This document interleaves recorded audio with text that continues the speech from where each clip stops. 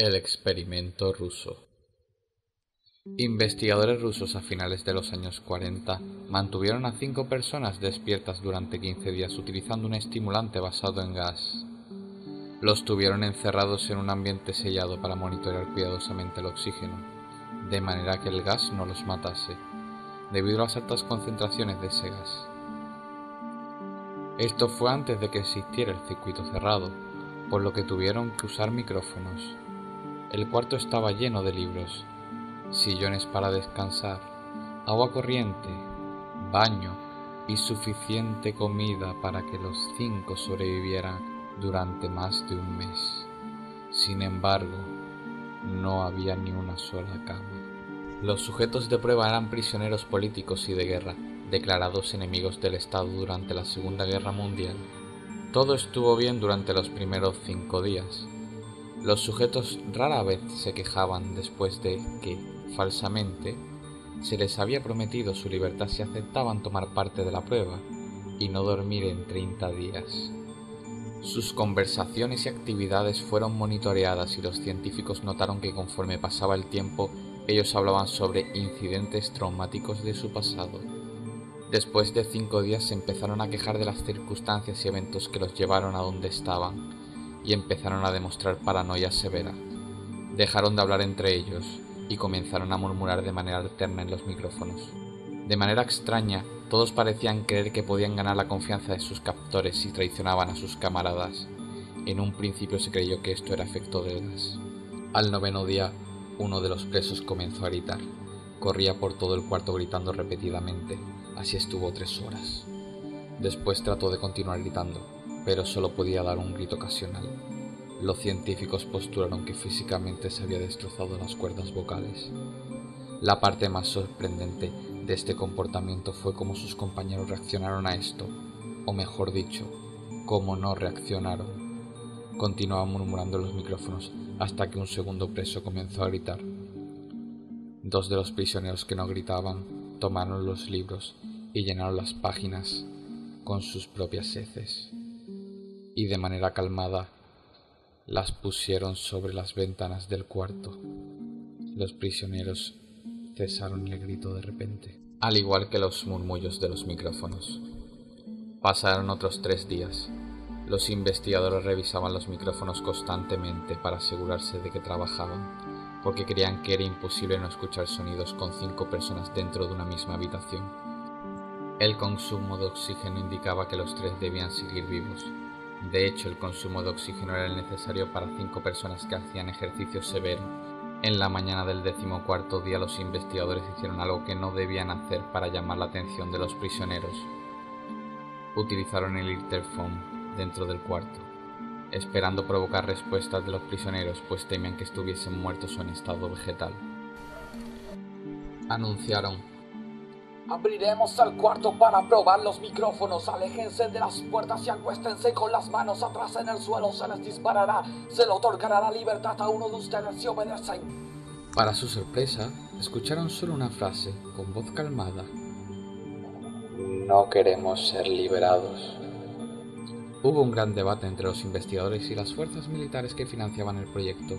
Sin poder provocar más respuesta, utilizaron el interfón. Finalmente, se decidió abrir la puerta del cuarto a la medianoche del 15º día. Se eliminó el gas del cuarto y se llenó de aire fresco. Inmediatamente, voces de los micrófonos empezaron a objetar. 3 voces diferentes rogaban por la vida de sus seres queridos, que abrieran el gas nuevamente. Se abrió el cuarto para sacar a los prisioneros. Gritaron con más fuerza que nunca, al igual que los soldados cuando vieron lo que había dentro. 4 de los sujetos seguían vivos. Las raciones de los pasados 5 días no habían sido tocadas.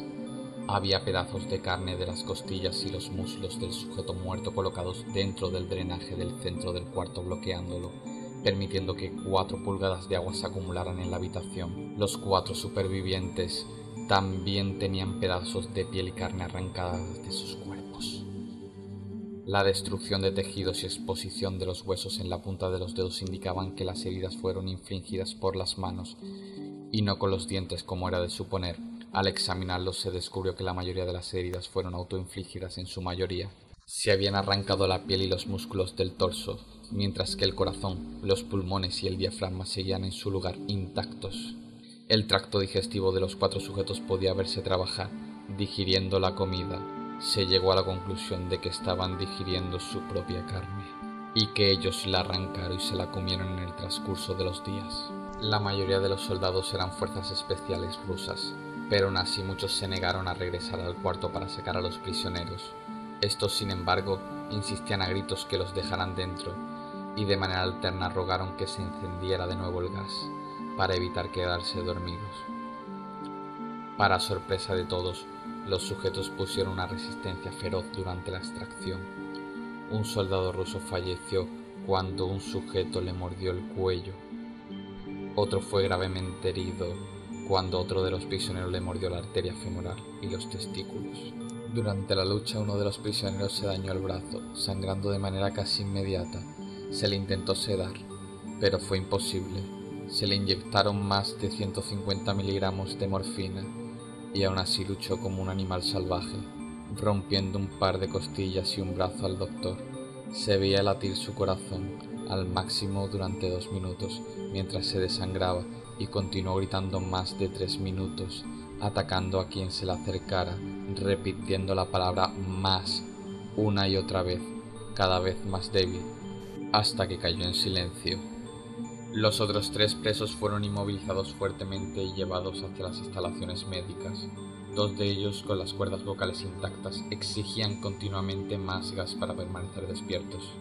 El más herido de los 3 fue llevado al único cuarto de cirugía que había en las instalaciones.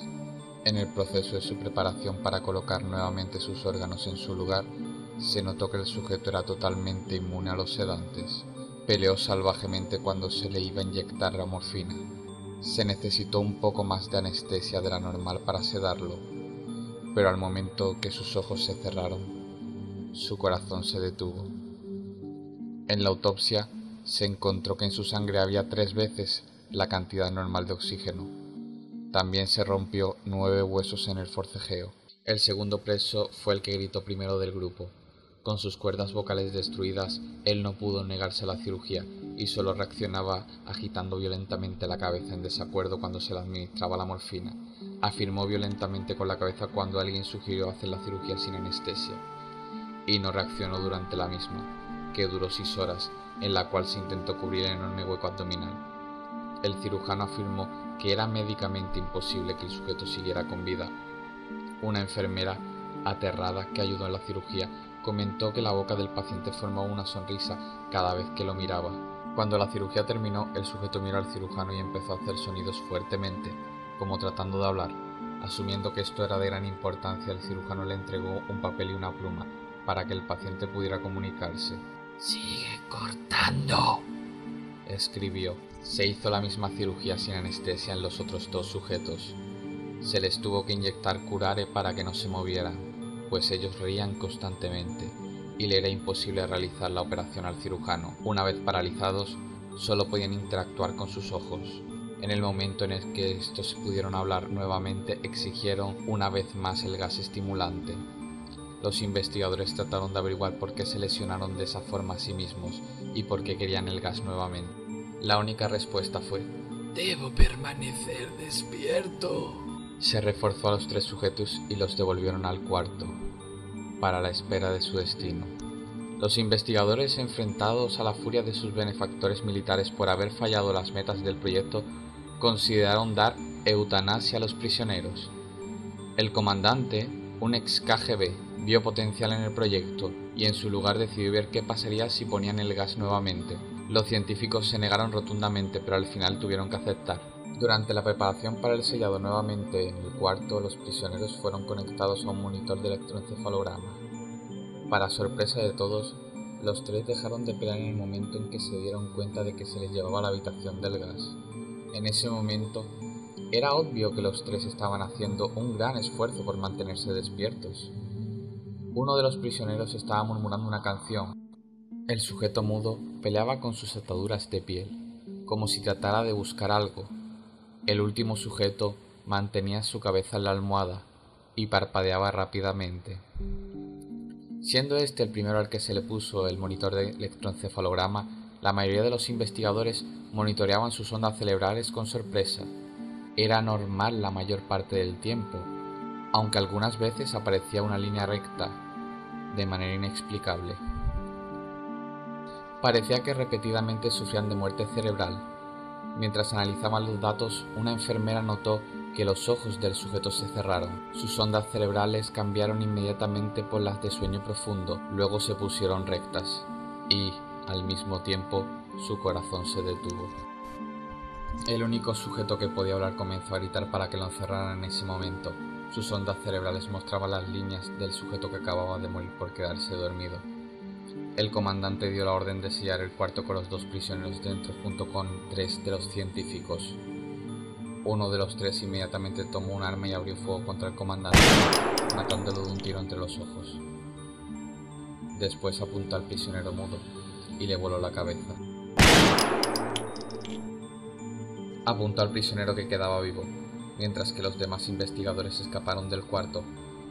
No me encerrarán con estas cosas, y menos contigo, le gritaba al prisionero que estaba atado en la camilla. ¿Qué eres? ¿Qué coño eres? El prisionero sonrió. ¿Tan fácilmente te has olvidado de mí? Le preguntó el prisionero. Somos ustedes. Somos la locura que está encerrada en todos ustedes, rogando por libertad en cada momento de tu vida, desde lo más profundo de tu mente animal. Somos aquello de lo que te escondes en tu cama todas las noches. Somos lo que duermes y silencias y paralizas cuando te vas a tu cielo nocturno, donde no te podemos alcanzar. El investigador hizo una pausa, apuntó al corazón del prisionero y disparó. El electroencefalograma mostró una línea recta mientras el sujeto débilmente murmuró. Casi fui libre.